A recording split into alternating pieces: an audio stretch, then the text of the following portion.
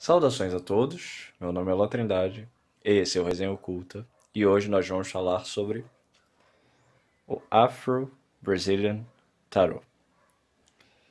Esse tarot, como qualquer tarot legítimo, possui 78 cartas, foi idealizado por Alice Santana e possui a arte de Giuseppe Palumbo.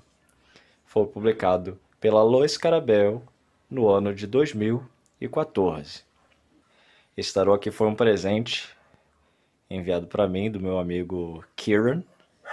Então, Kieran, meu caro, if you're watching this video, thank you very much for this present. My good friend from Ireland.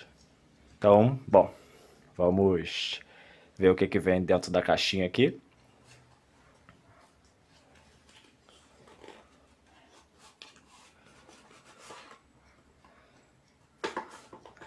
Ver a caixinha. Aqui a gente tem um texto, né? Que um canal pelas forças benéficas da magia antiga, da magia ancestral, né? As divindades da... Interessante que eles colocam aqui santeria, né? Santeria afro-brasileira, que é uma maneira que os gringos entendem melhor, né? O que a gente chama de macumba, etc. Conectada com os arquétipos imortais do tarô. Então a gente aqui já percebe que esse tarô aqui ele faz essa fusão, né? Essa integração entre ah, os orixás, né? E os arquétipos do tarô. Vou colocar aqui pro lado.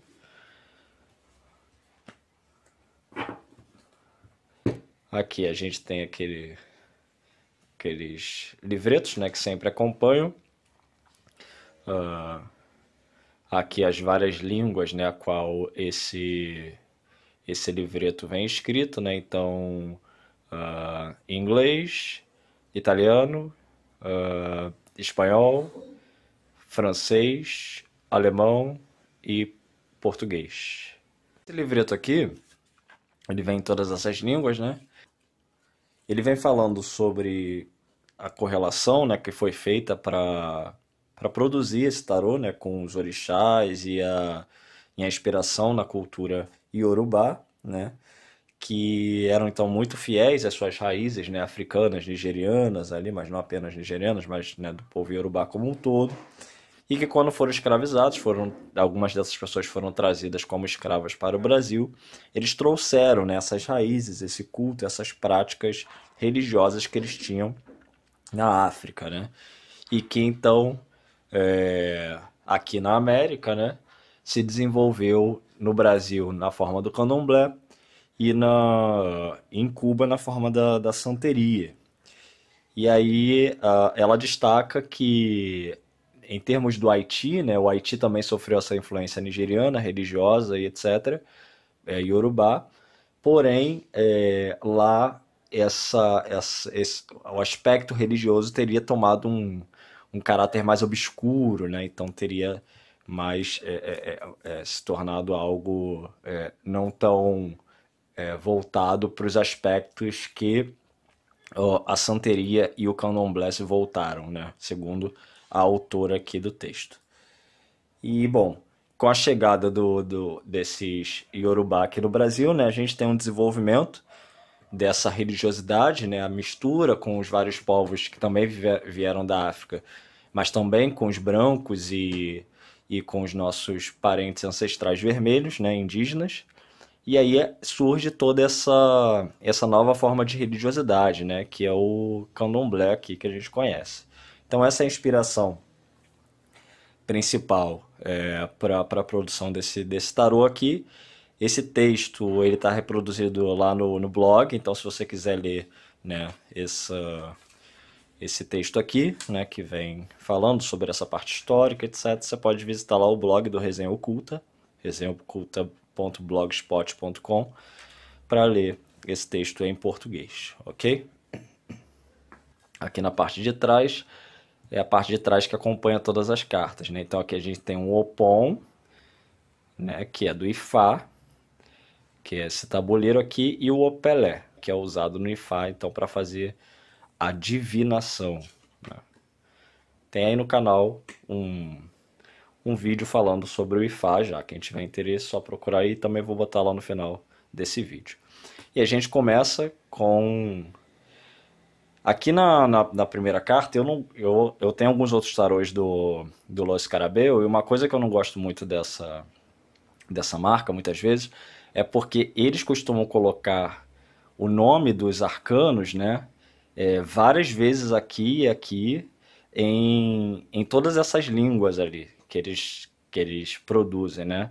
Então ficam 6 formas escritas aqui da mesma coisa, né, em idiomas diferentes, e eu acho meio feio, assim. Esse aqui ficou muito legal porque não tem, embora tenha essa borda aqui que eu não gosto muito, mas esse aqui não vem com esses nomes, né? Não vem com o nome do arcano. Então, só tem um número, você tem que saber o arcano pelo número, né? Isso é legal.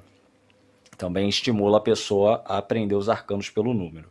Então a gente já começa, né, com aquele que abre os caminhos, e como não podia ser diferente, né, com ele, Exu, né? Aqui a gente está falando de Exu Orixá, né? Não Exu a entidade que a gente está acostumado aqui no Brasil. Então Exu aqui para abrir os caminhos, né, Laroê Exu, como primeiro arcano aqui representado. Então nessa correlação feita, né, Exu representa o louco, né? Então, bem, bem interessante de fato, faz sentido essa correlação. O arcano número 1, que é o mago, né? A gente tem um babalaô aqui. Isso acho que é a única crítica que eu tenho a esse tarô, né? Porque eu não gostei muito desse senhor aqui que foi representado.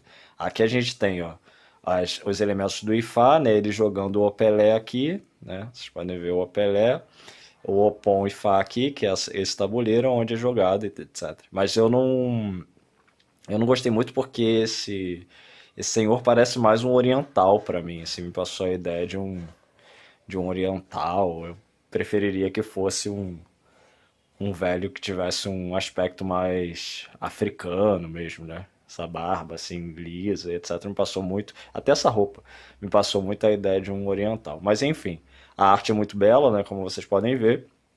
E bom, e aí ele então representa aí o Babalaô, que é o mago, né? O arcano número 1. Como arcano número 2, a gente tem a sacerdotisa, que aqui é representada como Nanã Buruku. Então aí, né, ela varrendo aí, formando um círculo e etc. Bem interessante também essa arte e a correspondência com a sacerdotisa. Como arcano número 3, nós temos Iemanjá. Iemanjá aqui representada, então, diferentemente do que a gente está acostumado, né? Como uma mulher branca, modernamente, etc., de cabelos longos e pretos, que faz parte também, né, do sincretismo, etc. A gente está muito acostumado com a ideia de usar o termo sincretismo apenas para se referir à correlação que se faz entre orixás e santos católicos, né? Mas esse sincretismo também a gente pode falar em termos étnicos, né? Então, da mesma forma que eu falei ali antes desse babalaô, né, que parece mais um oriental para mim, a gente está acostumado com a imagem de Iemanjá, com uma mulher branca, que na verdade aquela imagem descende de uma cabocla, né? Mas enfim. E aqui, então, ela é representada como uma mulher, né, de traços evidentemente africanos, e a pele também. Então, bem interessante essa imagem, bem bonita. Como imperador, nós temos então Ogum, né, que dentro da cultura iorubá é o senhor da tecnologia, né? E aqui no Brasil ele ganhou mais um caráter de guerreiro, né? Então a correlação que se faz é muito voltada para a questão da guerra, da luta, do trabalho, né? Mas Ogum também é o senhor da tecnologia, dos avanços, né? Da modernidade, etc. Do metal e tudo mais. É bonita a imagem. Como arcano número 5, nós temos o sumo sacerdote, né? Que aqui é representado por Oxalá. Então, aí Oxalá no seu aspecto mais idoso, né? E bom, e aí representando essa correlação que o Arcano 5 reproduz, né? Que é daquele que traz a conexão entre o céu e a terra, né? Mais voltada mais pelo esse aspecto da sabedoria e tudo, né? Dos ajustamentos sociais e etc.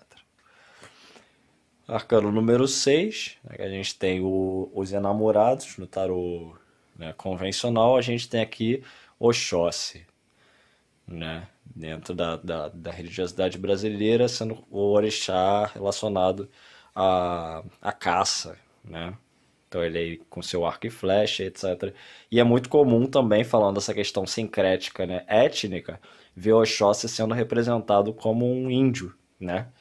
Então, mais uma vez, esse elemento sincrético, né, que vai também marcar essa mistura étnica, né? Mas aqui a gente vê que houve essa mantenência, né, do aspecto negro africano do orixá. Como arcano 7, o carro, nós temos Ibeji. Então, aí que são considerados são correlacionados, né, no sincretismo a São Cosme e Damião e etc., em algumas tradições. E bom, são esses os gêmeos, né, também chamados os gêmeos e tudo mais. O carro aí. Arcano número 8, a gente tem a, o arcano no tarô, né, como a justiça e aqui o orixá Obá, né? Que ela vai descrever aqui que representa a fé, a crença, a honra, e ela esclarece, né, que no Brasil geralmente a justiça é relacionada a Xangô, mas para esse tarô aqui o Xangô é representado num outro arcano, né? Aqui ela considera que o Xangô ele esteja mais relacionado à questão da justiça, né, relacionado a Xangô, mais a questões legais e etc. Aqui o Obá representaria mais a justiça em outros termos, né, não tão relacionados assim à questão jurídica, digamos assim. Bom, como arcano 9, a gente tem o Eremita, né, que é o seu Obaluayê. Então aí o orixá da cura, né? Mas também das doenças e tudo mais. Aquele que, né, lembrando sempre que dentro dessas religiões antigas, né? Você não tem muito essa dicotomia, né? Porque se entendia o quê? Que a força, né? Da divindade, ela é tanto positiva quanto negativa, né? Então era uma mesma fonte, né? O que acontece é que no desequilíbrio dessa fonte, né, dessa emanação dessa força, você pode absorver o seu aspecto negativo ou o seu aspecto positivo. Então, o Balu aí, no seu aspecto positivo, ele representa a saúde e a cura, mas no seu aspecto negativo, ele vai representar a doença, né? Então, é tudo uma questão de fonte e estar em equilíbrio ou em desequilíbrio com essa energia, né? Com essa fonte, com esse Deus, né? Com essa divindade. Por isso também, mesma coisa no Egito, né? A gente tem Sekhmet, né? Sekhmet é a senhora da peste, né? Mas é também a senhora da cura. Então, esse momento que a gente está vivendo aí, né, com esse problema mundial, etc., é um momento de regência de Sekhmet, né? Sekhmet, tecnicamente, estaria atuando, né? Ou já que a gente está falando aqui de cultura iorubá, seria um momento de atuação do aspecto negativo de Obaluayê, né? E aí a gente precisa entrar em equilíbrio com essa força para não ser afetado por esse aspecto negativo, né? O arcano número 10, né, que é a roda da fortuna, aqui então, opa, deixa eu ver se eu baixo. Representando aqui essa esse ser, né, de 4 olhos aqui, que eu não sei exatamente quem é, e ela também não descreve aqui, mas acho que é mais estético, né, mais simbólico, porque o destaque aqui acho que vai para pro Opon, né, que é esse tabuleiro, e pro Opelé aqui, né, esse colar, esse colar não, esse item, né, de divinação do Ifá, conforme já dito aí. O arcano número 11, a gente tem a força aí representada por Yansan, né? Nesse gesto bem representativo, né, da deusa aí, né, com essa espada, esse furacão no fundo, a tempestade, bem essa marca, né, de Yansan. Epa, rei Yansan. É... E aí sempre a mulher guerreira, né? Mulher combativa. Em seguida, nós temos o enforcado, e o enforcado representado aí por Ossan, e aí que é o senhor das florestas, né? Das folhas, das plantas e tudo mais. Bem bonita essa imagem, pela perspectiva de cima, né? Olhando de cima para baixo, etc.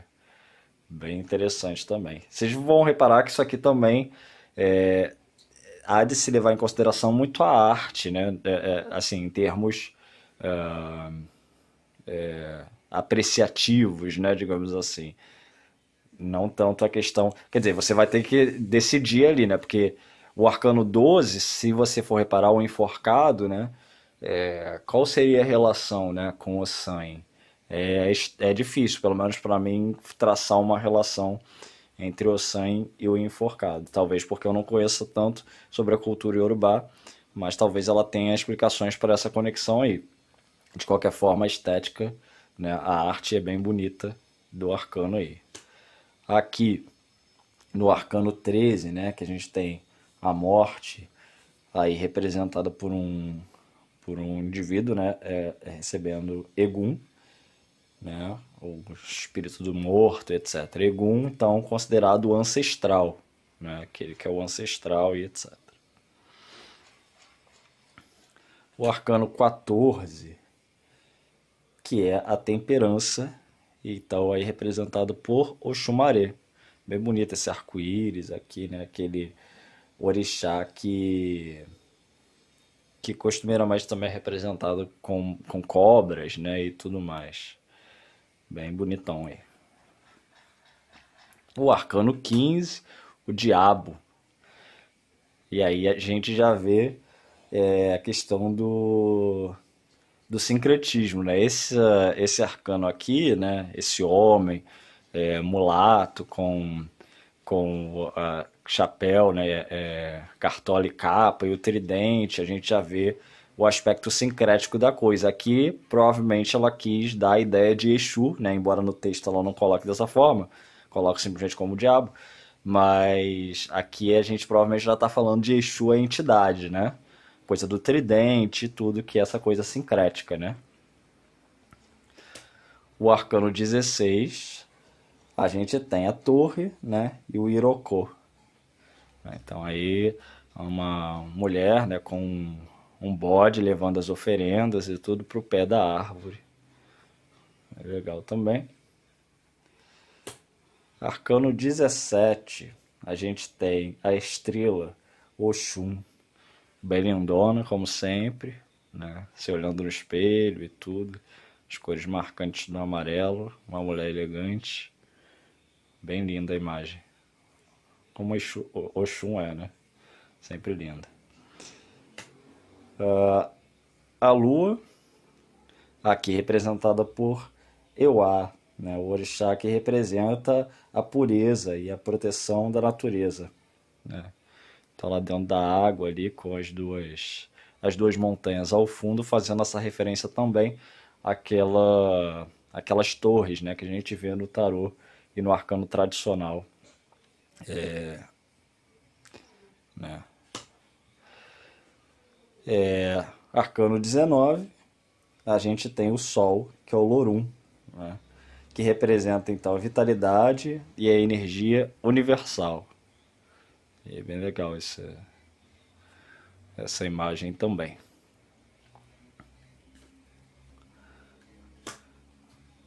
Arcano 20. Então 20, a gente tem o julgamento, né, que é Xangô, o orixá do raio, né, do trovão, das pedras, que representa as soluções que levam para a justiça, né? E esse aspecto de justiça, mas no seu aspecto social também, né? Então, Xangô aí, mandando ver. Arcano 21, para finalizar, o Arcano 21, Orumilá, né? O orixá que representa os 4 elementos, a terra, o fogo, a água e o ar. E aí a gente tem os 22 arcanos maiores do tarô, aqui correlacionados com os orixás e tudo mais. Bem legal a arte. E agora a gente vai partir para os arcanos menores. Então a gente começa com copas, né? E a clássica quartinha. Quartinha tão usada aí em diversos segmentos de macumba, né? Uma cachoeira no fundo. Copas, 1 de copas, 2 de copas, 3 de copas. Muito legais essas imagens. Aqui a gente vai fazer mais rapidinho. 4, 5. Muitas pessoas podem se identificar aí com imagens, né, que tenham visto ou vivido no terreiro, né? 8 de copas, 9 de copas, 10 de copas. E aí o valete, cavaleiro de copas, a rainha de copas e o rei de copas. Aqui o elemento terra, representado então pelo Opom e Fá. O 2 de ouros, aí um senhor segurando 2 Opom. 3, 4, 5, 6, 7, 8, aqui o Opelé posicionado, né, sobre o Opom. 9, 10 de ouros. E aí, o valete de ouros, o cavaleiro de ouros, que parece muito uma imagem inspirada na ideia de São Jorge, né? Que a gente vê um cavaleiro perfurando um dragão, né? Atacando um dragão. A rainha, lembrando muito aí Oxum, e o rei, uma referência aí a Oxóssi. Chegamos então aos paus, relacionado ao elemento fogo aí, né? Então, 1 de paus, uma árvore. 2 de paus. 3 de paus. 4 de paus. 5. 6. 7. 8. 9 de paus. E 10 de paus. E aí? O valete. Apresentação aí de Obaloaê. O cavaleiro. Mais uma vez a relação com o dragão ali, né? A rainha de paus. E o rei de paus, Oxalá.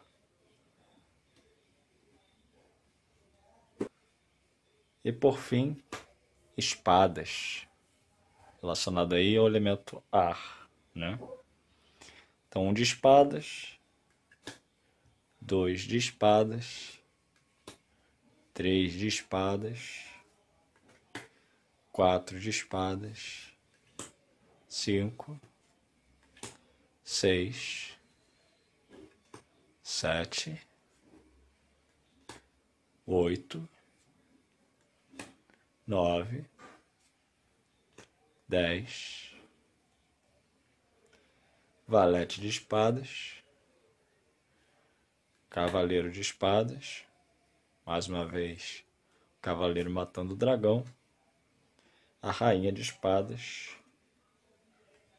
e o rei de espadas. E assim a gente finaliza, né, essa apresentação desse deck. O livreto traz ainda um texto falando sobre Ifá, né, e que a autora sugere um método, né, de disposição onde você coloque duas fileiras de 4 cartas, uma fileira aqui e outra do outro lado, 4 cartas, né, porque ela vai fazer essa relação com o Opelé, né, que é esse símbolo aqui, esse instrumento do Ifá, e dá ali um ritual e etc. para ser jogado e o significado da posição das cartas e tudo mais. Além do significado dos arcanos em si, né? Mas por ser um tarô, né, você sabendo jogar tarô, você pode utilizar um método que você preferir, né? Porque é um tarô. E tarô é tarô, independentemente das imagens, né? As imagens elas servem muito mais como uma parte artística, né, inspiradora para inspirar ali algum jogo específico, né, do que superarem o significado dos arcanos em si. Então, bom, as imagens são muito bonitas, né, como vocês puderam ver. Aí eu gostei muito da arte do Giuseppe Palumbo, né, muito bonito. E muito bem feito, né, essas correlações, muito bom gosto essa ideia da Alice. Eu achei muito bem correlacionado os orixás aos arcanos e etc. E bom, com certeza é um tarô aí que pode ser de proveito para todo mundo que goste, né, de jogar tarô e etc. Ainda tem essa coisa legal que não vem aqueles nomes escritos aqui em várias línguas, como eu comentei anteriormente. Então, se você gostou, não se esquece de deixar o like, compartilhar e deixar algum comentário, alguma dúvida que tenha ficado e etc. Tá ok?